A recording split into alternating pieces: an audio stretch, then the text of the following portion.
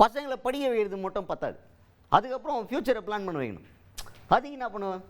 அதுக்கும் நம்மளால பிளான் பண்ணிக்கிறார். அப்பேற்பட்ட ஒரு ஆள் நமக்கு கட்சிக்கிறார் அப்படின்னு சொல்லிட்டு ஒருத்தரை பற்றி ரொம்ப பெருமையாக பேசியிருக்கார் ஒருத்தர். யார் அவர்? பள்ளிக்கல்வித்துறை அமைச்சர் அன்பில் மகேஷ் அவர் தான். அவர் யாரை பற்றி பேசுவார்? தோஸ்து படா தோஸ்து துணை முதல்வர் உதயநிதி ஸ்டாலின் அண்ணனை பற்றி தான்.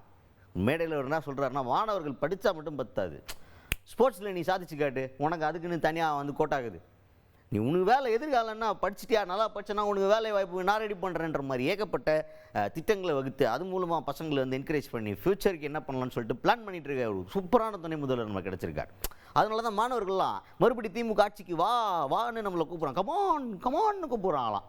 அந்த மாதிரி ஒரு பயங்கரமான மோட்டிவேஷன் கொடுத்துக்கிறார். அது கூட என்ன சொல்கிறார் அப்படின்னு பார்த்தீங்கன்னா, நம்ம துணை முதல்வர் நமக்கு என்ன கற்றுக் கொடுத்துக்கிறார், நம்மளை யாராவது திட்டுறாங்கன்னா பதிலுக்கு ஏய் அப்படின்னு திட்ட தேவையில்லை, நம்ம கொள்கையின் ரீதியாக அவங்கள பதிலடி கொடுத்தா போதும்.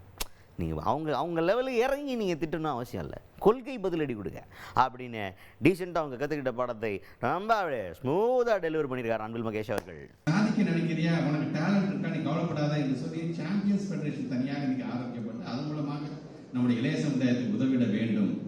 வெறும் பணம் கொடுத்தா மட்டும் போதுமா, வாழ்வாதாரத்துக்கான வேலை வாய்ப்பு அதுக்குன்னு 3% அவனுக்கு நான் கோட்டா தரேன், நீ ஸ்போர்ட்ஸ் நீ சாதி என்று சொல்வதிலிருந்து இப்படி இளைய சமுதாயத்தை அழைத்து கொண்டு ஒரு இடத்துல அமர வைக்கின்ற அளவுக்கு இன்றைக்கு நம்முடைய இளைஞர்களுடைய செயலாளர் நம்முடைய மாநில துணை முதலமைச்சர் தொடர்ந்து இன்னைக்கு அவர் பாடுபட்டுக் கொண்டிருக்கிறார்.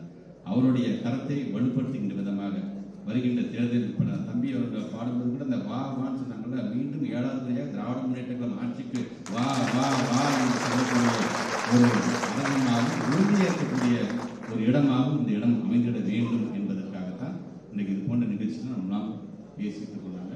ஸோ கருத்துக்களை முழுமையாக உள்வாங்கிக் கொள்ளுங்க. நம்ம மீது யாராச்சும் வசைப்பாட்டு திருப்பி நம்ம திட்ட வேண்டிய அவசியம் இல்லை, நம்முடைய கருத்துக்கள் மூலமாக பதிலடி வழங்கிட வேண்டும். அதுதான் நம்முடைய துணை முதலமைச்சர் நமக்கு சொல்லித் தந்த பாடம்.